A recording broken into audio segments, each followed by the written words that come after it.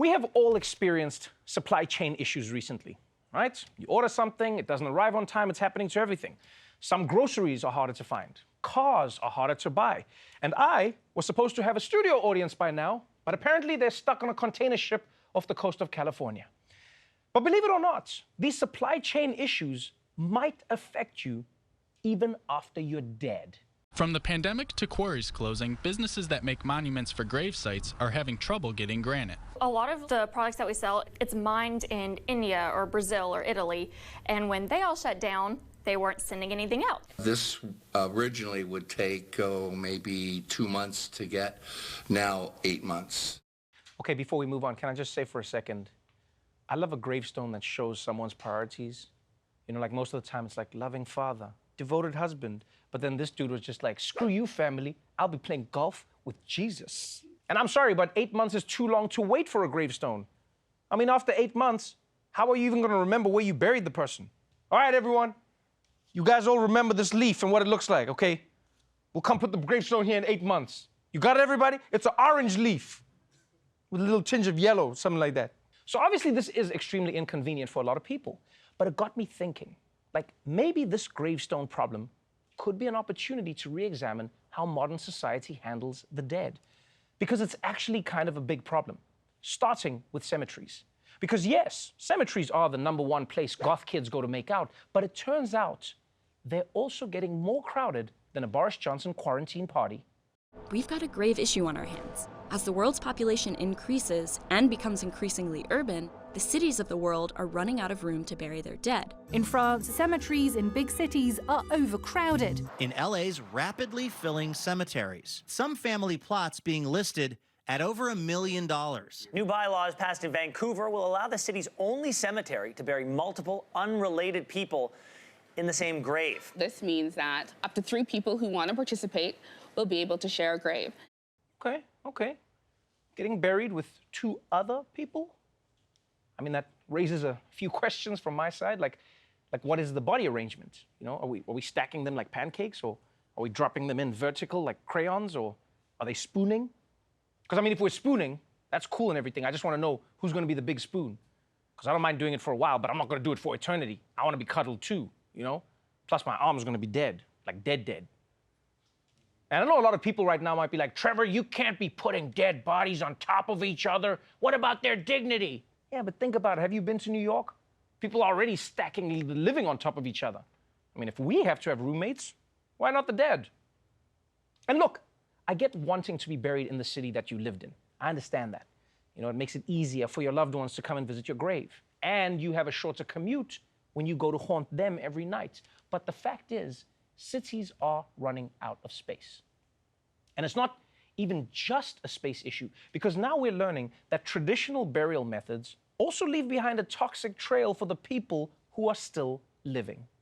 Right now, what most Americans consider a traditional burial takes a big toll on the environment. About 4.3 million gallons of embalming fluid are used in U.S. burials each year. A typical body requires 3 pounds of this formalin solution and sends 120 gallons of untreated funeral waste directly into the sewage system, including blood, fecal matter, organ fluid, and carcinogenic chemicals, as well as whatever unknown diseases the body contains. An option that's becoming more popular in the US is cremation. But despite its apparent minimalism, cremation is resource intensive too.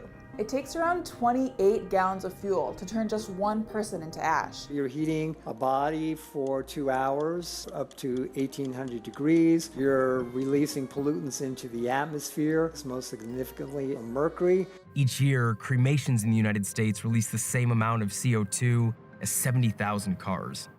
Yeah, it turns out all that stuff that we do to dead bodies is super bad for the environment. I mean, I guess on the plus side, all that toxic shit we dump into the sewers is going to make some cool new Ninja Turtles, but aside from that, it is pretty disturbing.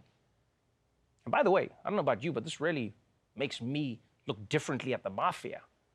You know, all this time, I thought throwing bodies into the river was just a way to cover up their crimes, but it turns out they just really care about the environment. So our modern burial rituals come with a lot of baggage. There's the space issue, there's the environment, and I haven't even gotten to how awkward it is to tip the gravedigger. Thanks for burying Nana. Here's a $1 or $300? I don't know, man. This is weird. And while traditional burials aren't going away anytime soon, there are more and more sustainable alternatives out there for people who decide to think outside the coffin. Around the world, there's a growing movement to make funeral practices more sustainable. One of these is a process called aquamation that is essentially a way of dissolving a body. It uses a heated bath of potassium hydroxide and water that can be safely disposed down the drain. It's more environmentally friendly since there's zero toxic emissions, and it has about 1/10 of the carbon footprint as a cremation. Washington State Governor Jay Inslee just signed a law making it the first state allowing human composting or turning a body into soil. Recomposition is the ultimate green way to go, using 1/8 of the energy of cremation. And there are other options: the infinity burial suit, a shroud that helps the body decompose, or the EcoPod, where your body becomes the root of a new tree. Now that's how I want to go out. What? EcoPod, you hear that? I want that. I die, they turn me into a tree. I grow, I provide for the community with my fruits, provide shade for the kids when they play. Then when I get old, they chop me down and turn me into toilet paper. Then I get in that ass, Cindy. Yeah. You said I had zero chance, but now you wiping your ass with me. I'm in there, girl. I played the long game. No, seriously. I actually like this idea of a green burial. I mean, yeah, it's good for the environment and all that, but it'll also help you flex on everyone else when you get to heaven. Oh, you got buried? Yeah, I just thought that was kind of bad for the environment, so I was melted in acid instead. I guess I'm just a little bit better than you are as a person, Mr. Rogers. Well, anyway, for more on the alternatives to traditional burials, we turn now to our burial expert, Ronny Chieng. Hey, first off, Happy Lunar New Year, Ronny. Yeah, well, thanks for making me come to work to talk about death. That's not bad luck at all. Oh, my bad. I guess I didn't think about that. Sorry. Well, what a surprise. But at least I got a chance to pick out some flowers for Valentine's Day, eh? They're just sitting out here for free. I don't think they're free, Ronny. I think someone left them there for the dead. Yeah, exactly. What a waste. Just like this entire cemetery, wasted on the dead. I mean, this is prime real estate. Look, right here, this could be a cheesecake factory. And over here, this could be another cheesecake factory. Look, you do have a point. There's all sorts of alternatives to cemeteries, like, for instance, human composting or aquamation. Yeah, I don't know what any of those words mean. Trevor, here's what I think, okay? We need to stop throwing away perfectly good bodies, and we need to start using them. I don't like where this is going. Yeah, I don't just mean sex stuff, okay? There's all sorts of things a dead body can be used for. Like, think about it. How many times have you watched Law and Order and thought, that's not even a real dead body?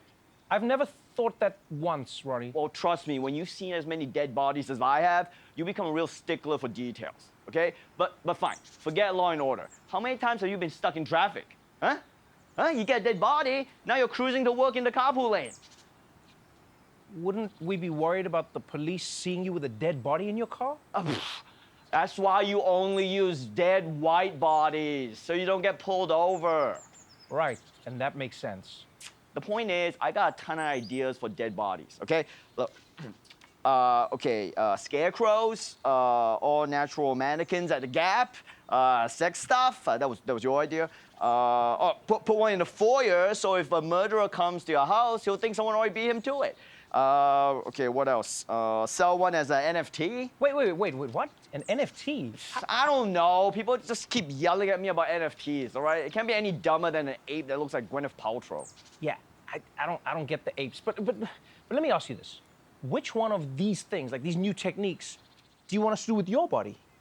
Oh, my body? Oh, no, none of them. I'm going full mausoleum covered in gold. I'm thinking 10 bedroom, 10 bath, and it'll have a cheesecake factory in it. That actually sounds great, Ronny. I bet you can't wait to be dead. Whoa, that's like the worst thing you could say on Lunar New Year to someone, all right? That's disgusting. I'm sorry. I'll say something else. Gong hei fat choi. Oh my God, your pronunciation is even worse. Just wish I died.